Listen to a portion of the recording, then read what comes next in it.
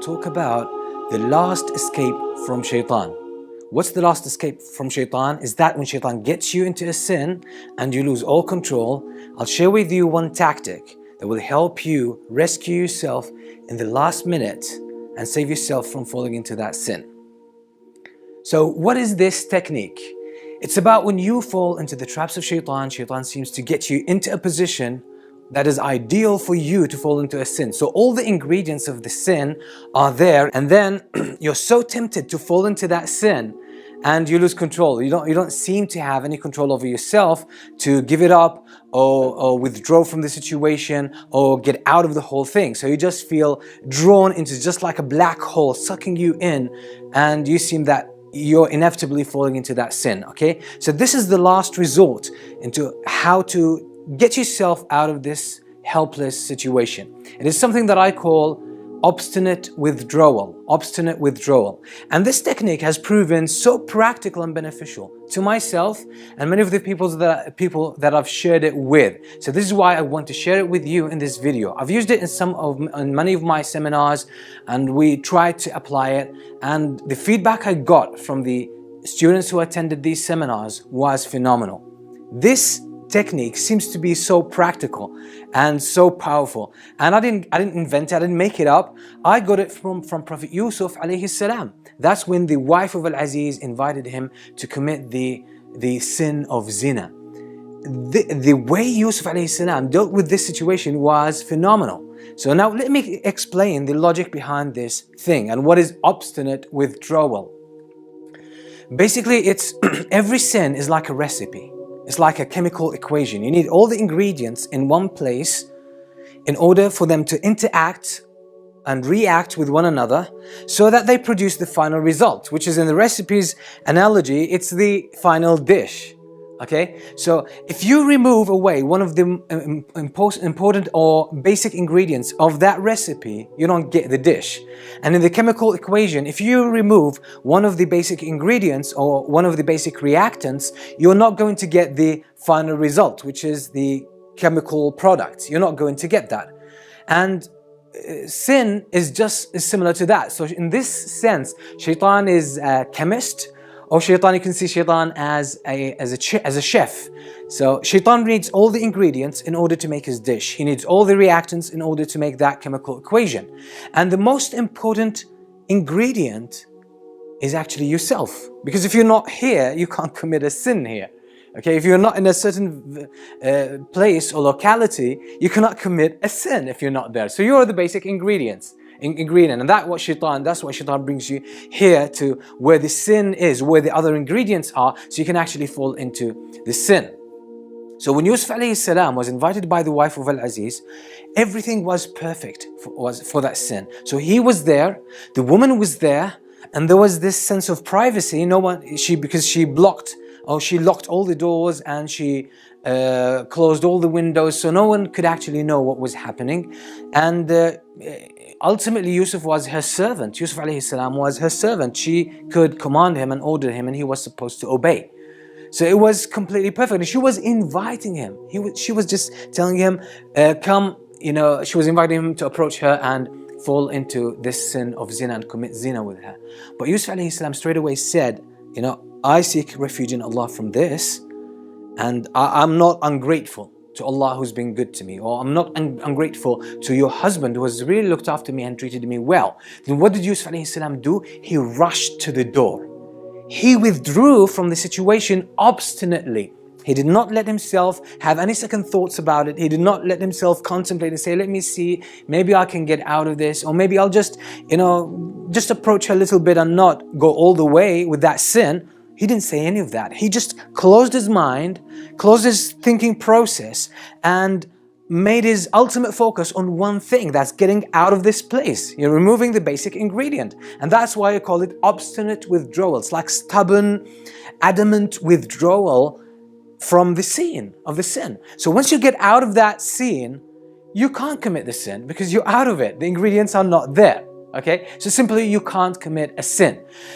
So what do you do? Basically, once you feel yourself trapped, Shaitan has got you, okay, all the ingredients of this sin are there, including yourself, and you're tempted, and you feel that, black hole of sin is sucking you in so powerfully, and the pull is so overwhelming, and you can't seem to control yourself. All you need to do is just, sort of close that thinking process, halt it. Bring it to a halt where you don't think anymore. And all you have to do is just tell yourself, I'm getting out of here. I'm just getting out of here, and pull yourself. Just, you could actually start running. You could start running, because that's what Yusuf alayhi salam did. He raced to the door and she chased him. So you race to any exit from this locality, from this place, okay? So you just rush out without thinking about anything, without having any second thoughts. Let your whole focus, your whole motivation, your whole, intention be focused on just getting out of this place. Just get out of this place. Okay, so if there's a door, just open the door and rush out and just walk distances away from that place without thinking. And just to block your thinking, you can actually start just talking to yourself, repeating certain things, saying, I'm just out of here, I'm out of here, I'm out of here, I'm out of here, I'm out of here. What that does, it distracts your attention from focusing on the sin and the pull of the sin. And what it also does, it stops you thinking about, maybe, the enjoyment you might get from that sin. So just say, you block your whole thinking process by saying this, and by physically moving out of this, adamantly getting out of that place, and then you can't fall into this sin. And usually what happens with sin, and that's something that I learned from practice and from the feedback that I get usually from people, is that sin has high time, prime time. It's sometimes 5 minutes, 10 minutes, or maybe an hour. So once you get yourself out of that locality, out of that vicinity where the sin is about to happen, where the other ingredients of the sin are there, you get yourself out of it, okay, for about half an hour. Okay, or maybe for about an hour, okay, maybe sometimes 5 minutes. Your desire by that time has subdued, has taken a dip. So then you don't feel that so much tempted. So in your weakest moments, you manage to get yourself out of danger, and now you're in more control after you got out of this vicinity. So that's what I call obstinate withdrawal. Try this with helpless situations. It is so powerful. It has worked perfectly for me. It has worked perfectly for so many people that I know. Okay, and it just pays off.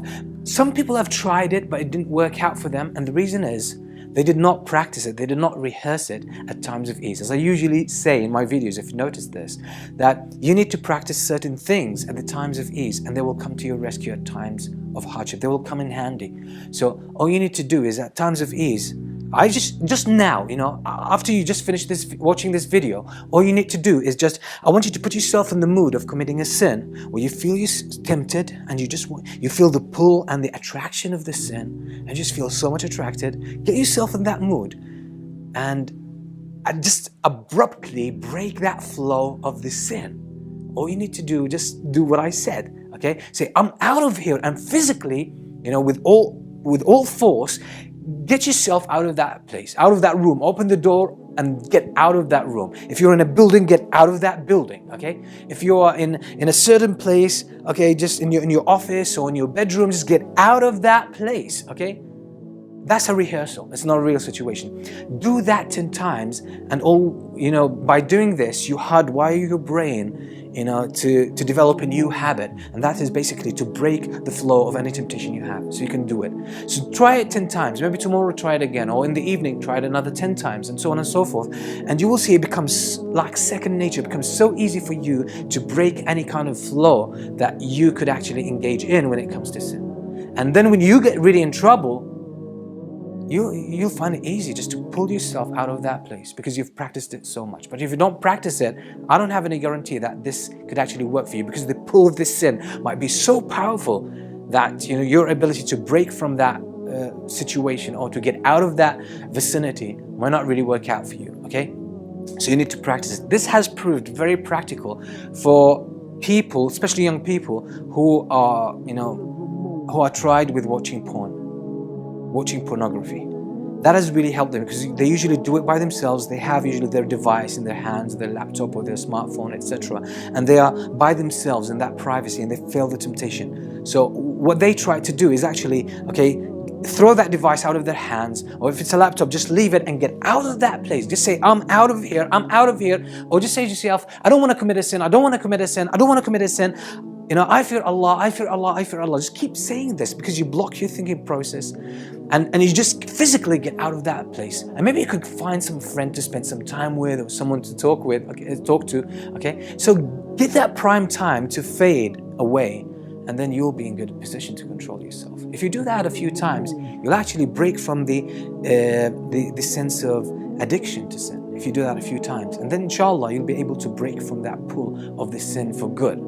So hopefully you found this beneficial, and if you did, please share it with your friends, with your family, and create that positive ripple effect. So hopefully it will help save more people from the temptation of shaitan, from the tricks and traps of shaitan. It's a very simple advice, but as I said, you need to practice it at times of ease, so it comes in handy at times of hardship when you truly need it.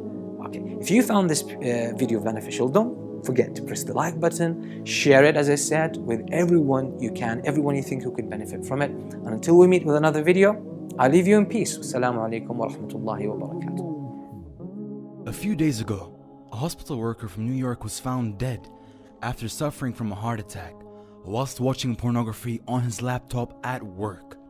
The 48-year-old man, who was unnamed, was found by a shocked co-worker who found him slumped in his chair whilst the pornographic video continued playing in the background.